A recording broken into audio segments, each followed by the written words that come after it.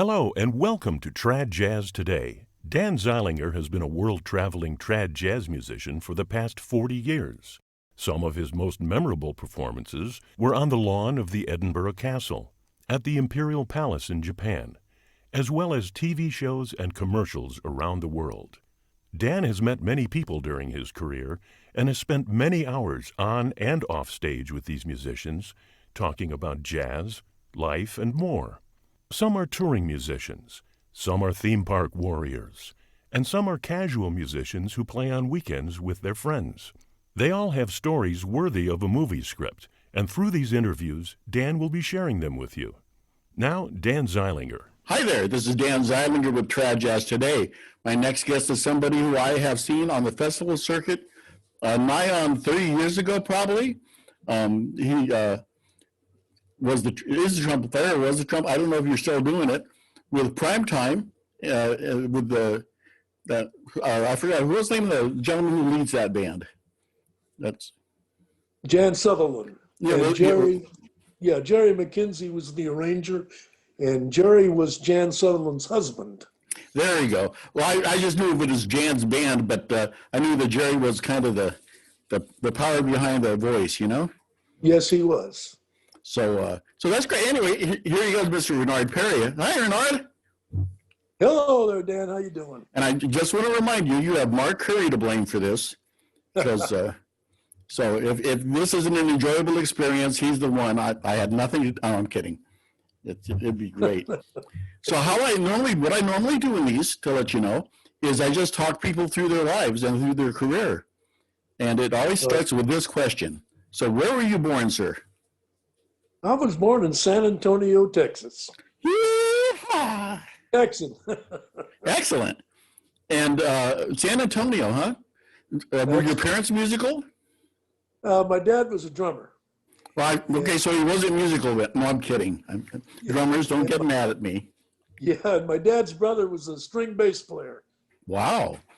So you had a family rhythm section. Yes, I did. Pretty cool. Now, did you guys put together a family band when you were young? No. I used to listen to my uncle, my dad's brother, on the radio. He was playing a little Western swing band. This was way back. Now, this is back in the late 30s, early 40s, when I was just a child. Sure, but Western swing's a big deal. In fact, several of the people that I've interviewed, people, of course, like Sonny Leyland and a few of these guys, Katie Cabrera and Hal Smith all like to do Western swing bands every once in a while. I loved it. You know, so it's nothing to be shy about. Oh no, I'm very vocal on that subject. I love country and Western swing. Yeah. If it's the swing stuff. Yeah, you can do without the dum da da da dum da da da. Oh, yes. No, I don't like the accent on 1 and 4. So was trumpet your first instrument you started playing? Yes, it was. Wow. Because a lot of kids start on piano or accordion or something. No, I always wanted to play trumpet. My dad had a lot of records in the big band era, and Harry James, used to listen to a lot of Harry James stuff because my dad had it. And so right away I decided that's what I wanted to play, was the trumpet, because I really like the sound. I like the fortitude and the power of the trumpet. And so, yeah, and my parents didn't, point me toward it or try to force me to take lessons. I wanted to do it. And I asked them to buy me a trumpet. How old were you when you got your first trumpet? I was in the 5th grade, so that's 6, 7, 8, 9, 10 years old. So I was in the school system then, probably. Yes, and I was very lucky because I was in a small rural grammar school out in Orangevale, California, and the school was lucky enough to have an instructor there, a band instructor, starting a small band, and he was a trumpet player. and he gave me my first lesson on trumpet. And I got started off right, and then I graduated into other instructors. And my last instructor, believe it or not, used to play lead trumpet with the Woody Herman band. Oh, And John Carpella. okay. You may have heard of him. And he was with Woody for a long time. The Thundering Herd. Yep. Yeah. No, I missed something in the train of thought here. So when you were born in Texas and you ended up in Orangeville, California, what took your family across state lines there? Well, my dad was working for civil service there during the war, and he was working for the government, and he worked at Allison Engineering in Indianapolis for 2 years. And he was an inspector buying their engines, and they were making lousy engines, and he was fighting with the Allison company. And he decided he didn't want to do that anymore. And so he looked for another job, and he found one at McClellan Air Force Base here in Sacramento. Okay. So he moved the family from, actually he moved us from San Antonio, Texas to Indianapolis to take the job with Allison. And then from Allison out to Sacramento, California, and ended up in Orangeville out there when he went to work for out at McClellan Air Force Base. Yeah, somebody should have told him he could have avoided Indianapolis if he wanted to, but that's okay. Yeah, McClellan. I have a lot of friends who live in the Vacaville area, and people who are at worked in McClellan actually. Pretty cool. How old were you when you fell in love with jazz? Oh well, I started probably about 10 years old, 10 to 11. And I started buying records, and I learned to play jazz, especially Dixieland, by listening, just listening to Bob Scobie, listening to not Woody Herman, listening to Louis Armstrong, listening to Jack Teagarden and Jack Teagarden's brother Charlie. Sure. And I learned to play jazz by listening. I learned to play my trumpet through my instructors, and I learned to play jazz by listening to it. So you learned improvisation by the seat of your pants then. You didn't? Yes, I did. I don't think chords. I don't think, well, this is a C this, or, an F that, and what notes go into this chord. But hell, if I take time to think about that, I wouldn't be taking a solo worth a damn. I just solo by the seat of my pants. Well, this means you've got a good melodic ear, and you can hear melodic lines over the chord changes on your own. I mean, there are those two types of players. There's guys who have to figure it out, all right-brained, and look at the chords and understand what scale to use and all that stuff. And then there's guys who can just hear it, and they can sing a melody to themselves. Well, that's exactly the way I do it. I can hear the changes to that, and if it's a melody, I can hear the changes. Now, if I'm playing a tune with a band that and a tune that I've never played before, and I don't know the tune that much, I know the melody, and it comes time to solo, I'll tell the piano player, lead me through it. Don't wait for me. Give me the next chord. Just kind of chord along and lead me through it with the changes, and I get through it just fine. Absolutely. As a tuba player, actually you get thrown on stage quite a bit not knowing what the song is, and you rely on the piano player, you rely on the horn players, especially the trombone player, to take to lead you into those tonics. Oh yeah, sure, So. Yeah. Well, I've been fortunate because I've got a good ear, Mm-hmm. and I don't know this for sure. I can't say it's a scientific fact, but I think I developed a good ear just by listening, by the hour and the hour. I used to turn on those records and listen to them, and I could hear it. And I think I could hear the changes from one to another as they played them. Maybe I was fortunate enough to have an ear, but I think that developed my ear. Well, you know what? I hate to say this because I'm actually an educator also. But I actually, great jazz players have to be born with it. I think you can be a good jazz player and learn it, from theory and stuff to be okay. But the really great guys are people who kind of have it. And that's kind of shooting myself in the foot as an educator in a lot of ways. But I was the same way. I came up learning to improvise like you did, but then I ended up starting teaching. And so I had to know how to relate to both kinds of kids, Exactly. Yeah, well, you can teach a person, a child, to play their instrument. You can teach them how to do it. In fact, you can teach them how to play it well, but you can't teach them jazz. They got to learn that. They got to listen. I don't think you just can't teach it.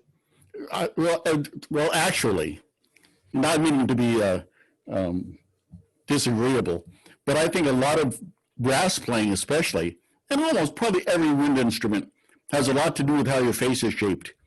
I have guys who had awful teeth, or have a cleft palate, or have some physical anomaly that doesn't lead itself well to playing brass. And here they are in class holding a trombone or something, and you just want to go, maybe you got to try drums. So I think a lot of it has to do with it. Gosh, I was just talking to somebody who had problems, found out that their kids didn't have time. They didn't understand the concept of time, and yet they wanted to be a drummer in class.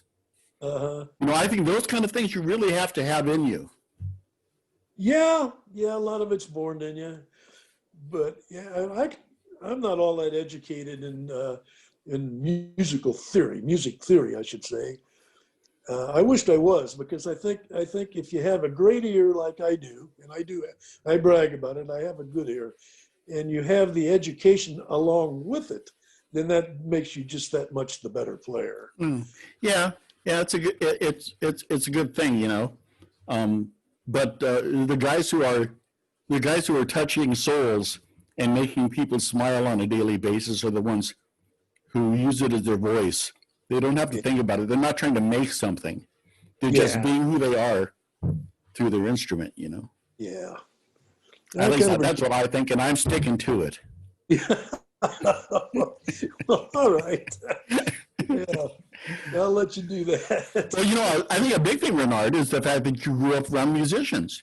The fact that your dad was a drummer and you were listening to bands all the time, and I'm sure they played a lot of records at home. I think that has a huge influence. My folks had an extensive album. Of course, back when I was a kid, that's when stereos first hit. My dad made his own stereo out of Heath kits, and we had, 2,000 records at home, and they just played that stuff all the time. And I think that has a lot and I'm sorry for talking so much, but one of the common things on these interviews is all of us are crazy about, or going crazy, because when we wanted to listen to music, especially early jazz, we had to go out and find it. You had to get somebody with 78s or or Waxon. And now the kids have access to everything in the world. And you still can't get them to listen. Well, that was my big gripe. I belonged to the Sacramento Jazz Club, and I would go there, and they would have the jazz camps. They supported the old jazz camps, and they went there, and I went to a couple of those camps, and those kids were trying to play. They were doing the best they could. And then I got out to the drum section, and they were trying to teach them swing, 2 and 4. And when it was all over, the drummer, one of the young kids, was sitting there, and it was all the instruction was over. And I was walking off, and all of a sudden it's 1, 2, 3, 4, 1, 2. He's right back to that, So that's where, I guess that's where their heart is, and that's where the younger generation's mind is. I think, of course, you get those rare kids who get it, but that's why was it? I think it was Willie Nelson, or one of those country guys, decided to put the accent on 1 and 3 because that's where the public clapped. Yeah, got to make money. you got to make enough, if that's your career and you're making your living out of it, you play what sells. Now, did you play in your high school band? Yes, I did. We had a 100-piece high school band. Where was this? Huge. It was San Juan High School at Citrus Heights on Okay. Greenback Lane. And we had an instructor named Maddox Hogan. And what he would do, he would go around to all of the grammar school instructors, like the grammar school that I come from, and he would tell these instructors what he would like for them to start their kids on. We had about a 5-6-piece French horn section. We had a couple of oboes. We had some bassoons. We had 2 rows of trumpets and a row of trombones and about 4 tubas. Wow. And it was a huge, about 100 pieces in our band.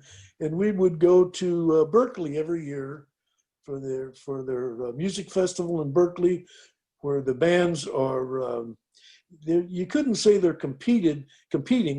You didn't get a winner or a loser, but you got a score, how good you were, and like not very good, average, pretty darn good, superior, and we'd get superior every year, and they made us compete against junior colleges because we had such a large band. Oh, that's funny. That superior instruction, and it was all classical stuff, all classical. And did that program also have a jazz program? Nope, had no jazz program. The closest I ever got is the instructor come back to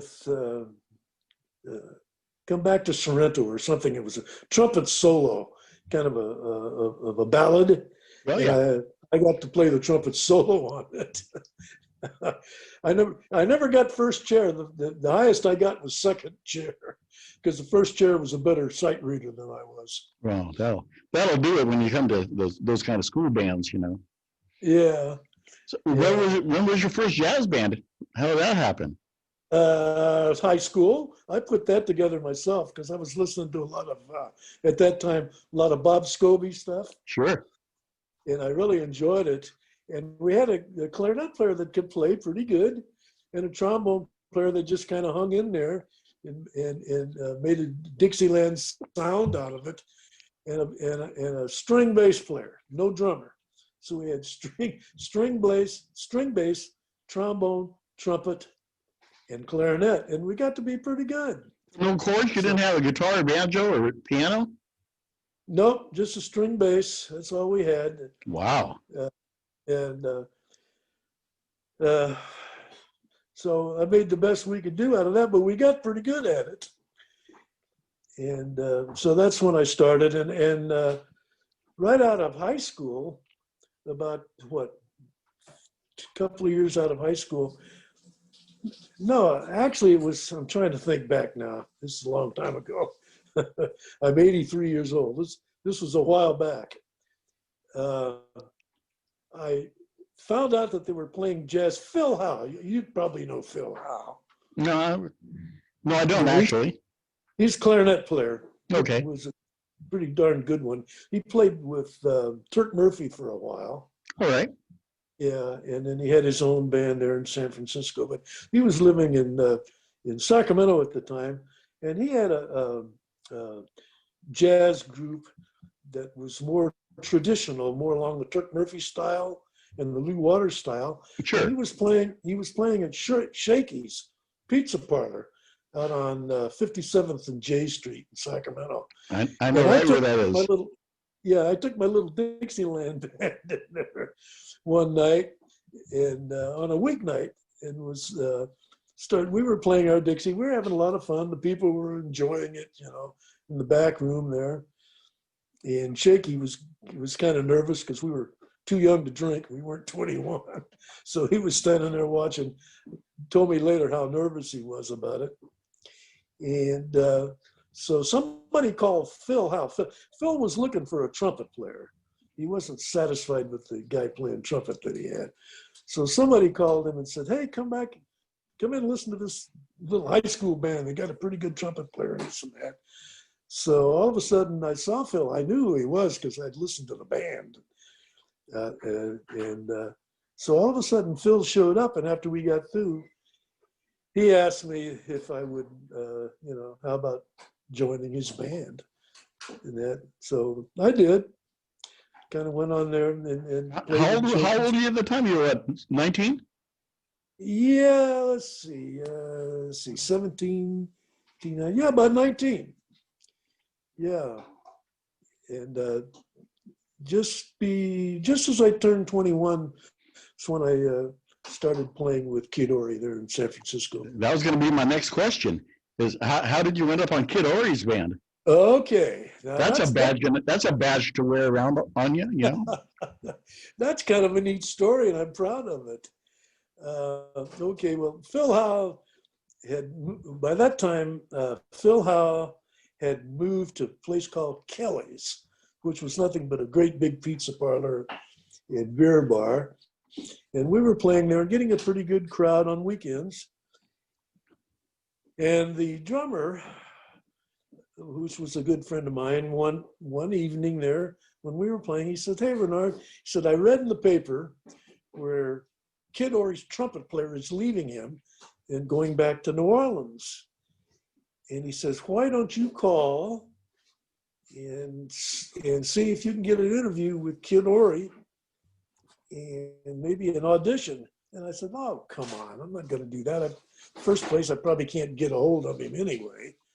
And I don't know if I'm ready for that or not." So he kept bugging me. So on one of our intermissions, I think it was probably the second to the last intermission, he said, "Come on." He said, "I've got the number. I will dial the nightclub there on the levee and see if you can get a hold of Kid Ory." So he dialed the number, handed me the receiver. So I'm listening on there, and so they come on the line. The nightclub comes on the line. The bartender answers the phone, and I told him, I said, "I'm trying to get a hold of Kid Ory for an interview." I said, "Would there be any chance of me talking to Kid Ory?" And the bartender says, "As a matter of fact, he's on a break right now, and I'll get him for you." Wow. All of a sudden, Kid Ory comes on the phone. And I said, "Mr. Ory, my name is Renard Perry. I'm a trumpet player. I'm playing in Sacramento, California on weekends at a place called Kelly's. I've been playing Dixieland and traditional jazz for a while. And I understand your trumpet player is leaving and you might be looking for a trumpet player." And he said, "Yes, I am." And I said, "Well, I'd like an interview and an audition." And he said, "Okay, let me give you my address. Can you write it down?" I took down his address, and he said, "I'd like for you to come to dinner." And he says, "I'm famous for my chicken gumbo." And he said, "If you would come to my residence, have dinner." And he says, "I'll serve you some of my chicken gumbo, and we'll go from there." So I did that, and I met his wife, and he had, of all things, he was 72 years old at that time, probably the time when I started playing with him. And he had a younger wife and two younger daughters. So we had a really nice dinner, and Art Hoppe called him on the phone while I was there. And Art Hoppe, you probably never heard of him, was a columnist with the San Francisco Chronicle. And so he called, Kid Ory told me after he got off the phone, said that was Art Hoppe wanting to know if I've got a new trumpet player. And he says, I told him, yes, I've got this young trumpet player, Renard. Now he hadn't heard you play yet, right? Hadn't heard me play yet. Had not heard me play yet. And Art Hoppe says, well, has he got a nickname? And says, no, his name is Renard. I don't think he's got a nickname. And I don't know if you know it or not, but Renard is the French name for fox. Yeah, if you Google the French name for fox, it'll come up and tell you Renard. Actually, I think there's a bassoon company named Renard. Uh-huh. A French bassoon maker has a little picture of a fox on the bassoons. Okay, all right, yeah. So, hey, but you missed the most important question. How good was the chicken gumbo?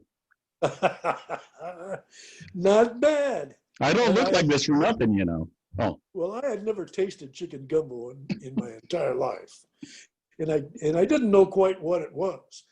In fact, I didn't know what it was at all. I knew it was something to eat. So I'm telling myself, I'm going to eat this, and I'm going to look like, and I'm going to act like I enjoy it, no matter what. But I'm going to tell Kid Ori how great it is. You know, I'm thinking that's what I'm thinking. So I'm just hoping that it's, that I enjoy it. But it was good, and I did enjoy it. It was very good. Tell me about your first time on stage with him.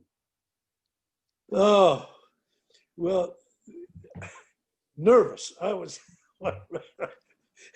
my first night on stage, I was quite nervous. And had the rhythm section had these older, I had just turned 21. And it was Kid Ori and these black musicians. Cedric Hayward was the piano player. He was a little short black guy, and he was a tremendous piano player. He did some arranging for Count Basie's band, he told me, and he was kind of a more modern swingy guy. And you wouldn't think he would be playing with Kid Ori, but he was, and Kid Ori enjoyed his playing, I guess. And then the bass player was named Charlie Oden. Big, tall, heavy-set black guy, and he was a tremendous bass player. And then the drummer was also black, and he was a good drummer. And I can't remember for the life of me, it's been so long, what his name was. But it was a good rhythm section. And first night was, I just felt proud and nervous as hell, to be honest with you. And Kid Ori had told me when we're playing ensemble, he wants the trumpet player to play the melody. So I just I didn't embellish it too much. I just stayed pretty close to playing the melody. When it might come my turn to solo, I played what I wanted to, and nobody objected. And I got some pretty good comments from the people there listening. And that was another thing I enjoyed about playing with Kid Ori, is the clientele that used to come in there. I would see motion picture actors, people, television actors, and so on and so forth would come in there when they were visiting. So that was kind of fun. How long were you with the band? Well, wasn't what? How long were you with the band? Oh, about a year. Yeah. Well, finally, I left because Norman Granz down there in Southern California was putting an all-star band together to go to Europe. And Kid Ori was one of the people that he wanted to go. And he only wanted Kid Ori. So Kid Ori shut the nightclub down and left for Europe. Huh. So I left the band, come back to Sacramento, started playing again with Dixieland, around with local bands. I think I went back to Shakey's for a while and played there, and went on from there. Had some military time to do. Oh yeah? I stopped playing.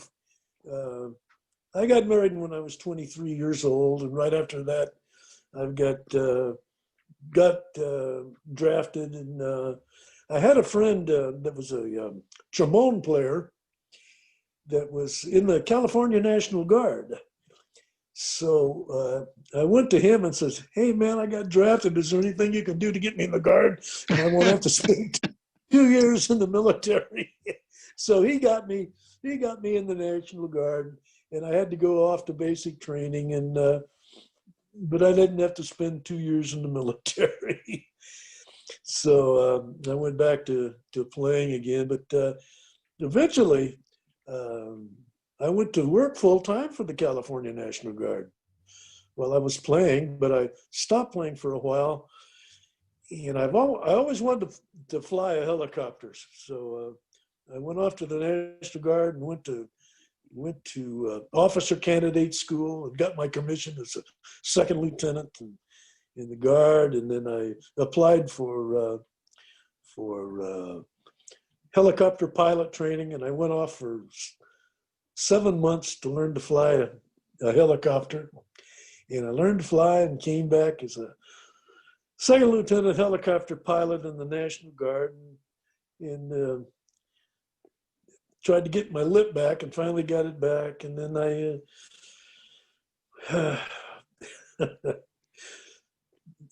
applied for a job with Southern Airways of Texas, who was at that time, now this is in the 60s when the Vietnam War was raging. And Right.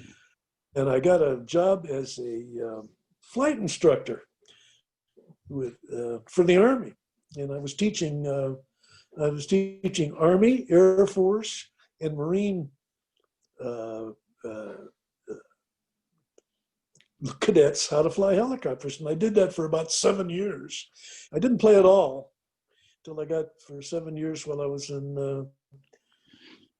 Now, what base was that at? Yeah, it was. Let's see. I'm trying to remember now. It was in Mineral Wells, Texas, and I can't hardly remember the name of the base. This has been a long time. Can't remember. I'm 63 now. I'm having a hard time with my I can't even. Oh, I understand. The only reason I asked is I have a good friend who was an Army pilot during that time. Uh-huh. And so when I talk to him next, I'm going to ask him if he went to whatever. I want to ask him if he was you were his instructor, you know? Yeah, I had a lot. I was there for 7 years, so I that's taught what I'm a lot saying. of guys how to fly. And of course, at that time, most of these poor kids, as soon as they were out of pilot training, and got their wings, they went straight to Vietnam. Well, my buddy did. Yeah. Yeah. At Fort Walters, that was the name of the base in Texas. Okay. Mineral Wells, Texas, Fort Walters, and that was for part of their training. And as soon as you got done at Fort Walters, they sent you to again. I'm trying to another base to get advanced training and get into some of your bigger helicopters. Get into right. Yeah, just all kinds of stuff that they taught you. Can't remember everything now. Yeah, but yeah. Your friend will remember that. Actually, I know that he spent a lot of time in a loach in the attack copters. Okay. So Yeah. anyway, cool. So what band did you finally end up when you got your chop back in shape? Well, I ended up with Dutch. What the hell did he call it? I can't remember what he called himself. This was just before I went with Jan. And Jan heard me play with him. Heitzer? What's that? Was that Dutch Heitzer? Or no, damn it! I can't remember what he called that band. was it the Sacramento band? I think he called it the Gramercy 7. Okay. I think he called it. I think that's what he called the band, and we were playing the Sacramento Jazz Festival every year. In fact, I played that festival with some band every single year. Yeah, until they quit. I was actually there from about 1982 on, but with either Misbehaving or one of those other bands, or Yeah. Hot Frogs or Banjo Mania or somebody. I think Dutch called it the Gramercy 7 or something like that. Okay, and then Jan snapped you up. Yeah, then Jan snapped me up, and that's when it really got fun. It's a good Because band. That's a good yeah, band. and Jerry MacKenzie was a great player. I mean, he played all of the wind instruments. He played of course, clarinet was his main instrument, but he was a good tenor sax player, and he was a good he was just good all around on all of the wind instruments that he played, and good. He was a good arranger, and what I liked about it is we were playing arrangements. He would arrange all of the stuff, but we didn't have to play it. You didn't have to play it exactly what was on the paper. You could play it any way you wanted to play it. Right. So it made it sound like jazz instead of like you're just playing an arrangement. Like you were playing in a society band or something. Exactly. And it just made it a lot of fun. And it was structured too, it wasn't just jamming. No, it's nice to know when you have consistent personnel, really tight arrangements just happen. So. Yeah. Well, it was just a combination of both, and that's what I liked about it. I had a lot of fun in that band. So now you're hanging out at the Sacramento Jazz Society for quite a bit, keeping your chops in shape when you have a chance. Yeah. I just go in there, and most of the time they would call me up. Somebody would call me up trying to get a group together to go up on the main stage at the society, on a society meeting, and we would play a set. So Sure. I would go play a set, and I knew all the guys that I wanted to play with that knew what they were doing. And if it was somebody that didn't, I'd just say, well, no, I've got something. I'd love to do it, but I'm sorry, I can't. All right, I don't want to get you in trouble, but name the guys you'd like to use. Yeah. Now you got to get me in trouble. Well, when Jerry MacKenzie was around, I loved to use Jerry, and use, who else did I use? How about piano? That's damn it. I'm having a hard time remembering. That's I'm trying to shake your noodle here. Sorry about that. I know, and you need to know all of this. I understand that. Well, not really. I just find it fascinating. I know, for example, I know Dendel. I know a lot of the guys in the area.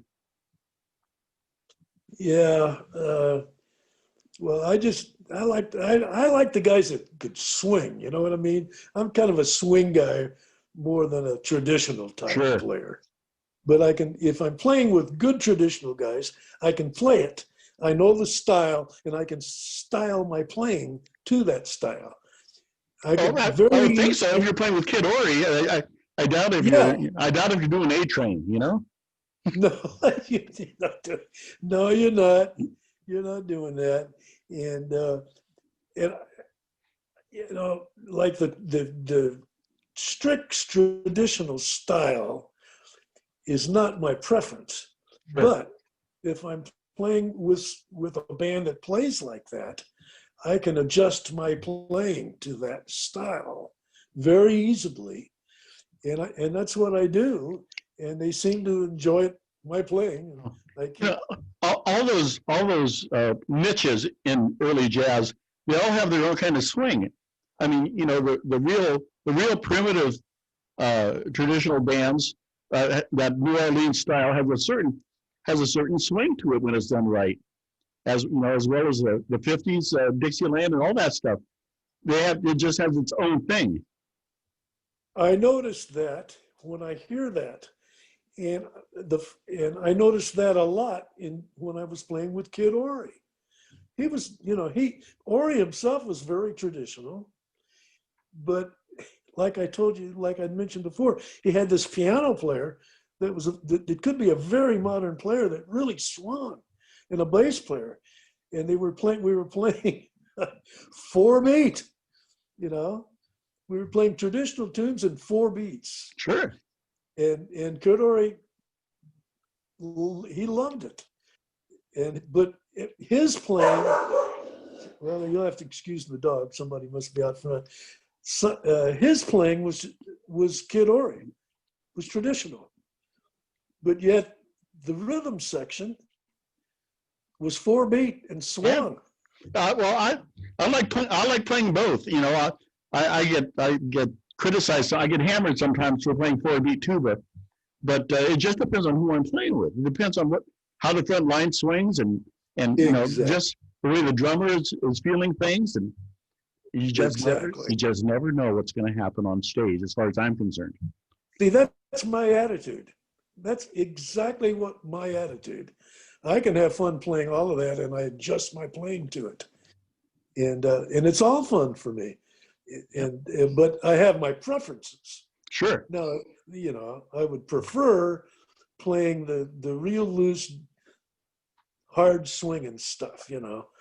And my idol, of course, is Louis Armstrong, and I've listened to a lot of Louis Armstrong, and that's what I'd like, and I've modeled my playing a lot after Louis. I steal from his stuff. You only steal from the best. Well, yeah, if you're going to steal from the best. Yeah. Well, Renard, as far as I'm concerned, regardless of what era of jazz you play, if you're not a Louis Armstrong fan, then you don't know what you're talking about. There you go. He showed us the way. I keep telling people, Louis was the one that showed us the way. In fact, I'm kind of convinced that he was an alien dropped from another planet, because there's nobody did what he did before, and I don't think anybody's done what he's done since. His sensibilities and the way he plays time as note choices, just amazing stuff. Isn't it? It just is. Every time I hear him, I've got the Pandora radio in my automobile, and I've got thumbprint station, so I can tell them what I like, what I don't like, and they know I like Louis Armstrong, so I get one Louis Armstrong right after another, and it just amazes me just to listen to him, and it makes me feel good. And some of the stuff he does, it's just amazing. I had a friend of mine say once that he wants to see the girl that Louis was thinking about. I think it's a great quote. No?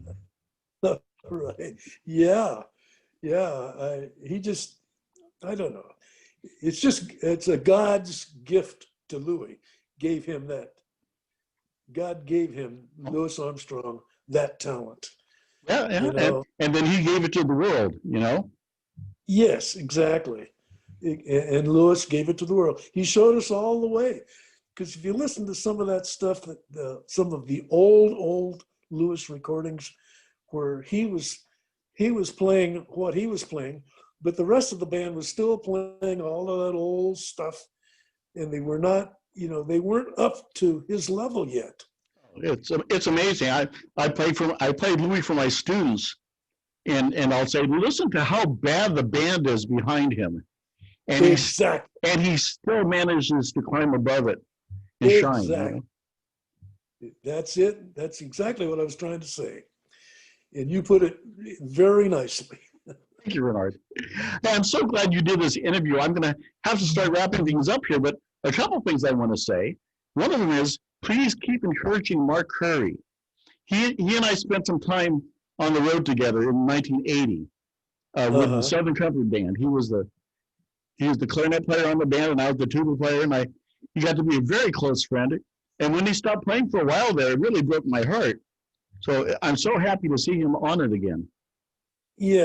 Yeah, I like Mark. He and I. Well, I was doing a lot of big band stuff, and he and I were playing in Glenn Miller type of, just a dance band. Sure. All these Glenn Miller arrangements and this and that and the other. And we would ride back and forth to the rehearsals, and we would go together. So we visited a lot, and I got Mark into the big band because I knew that he wasn't all that good a reader, and he told me he wasn't. But I said, that don't matter, you'll get it. So I got him in there, and he did. He started playing pretty good. And Yeah, it turns out he's a pretty good sax player. Yes, he is. I first met him at the jazz club when I would go up there, and we would play together up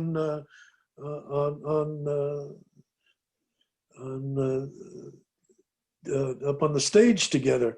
And I realized I didn't know who he was, and I'm saying, well, this guy can play. He's a good player. Well, So, as you know, when he was a kid, he was a superstar. The Jazz Miners were the superstars of jazz for many years when they were just youngins, and so it's in his blood, Oh, sure it is. Yeah, yeah. He'd tell me about the old days when he played with the Jazz Miners. Very interesting. Yeah. Now, I've I like interviewed him, Mark a lot. and I want to tell you and people who are listening, I now have over 70 interviews that I've done. That's 70. Wow. And most of them. So it's on my YouTube channel called Trad Jazz Today. And if you look it up on YouTube, you'll see a list of over 70 people. In fact, I do everything from guys who are just jazz club members to people that have toured professionally. And I've interviewed Daniel Gibson, and I have Patrick Skippington coming up. So there's quite a range there between those two, and everybody in between. Well, I feel honored that you had an interview with me. That honors me much. The honor is mine. I mean, for Pete's sake, Kid Ory, there isn't more providence than in the early jazz styles than getting a chance to play with somebody like Kid Ory, and there you are.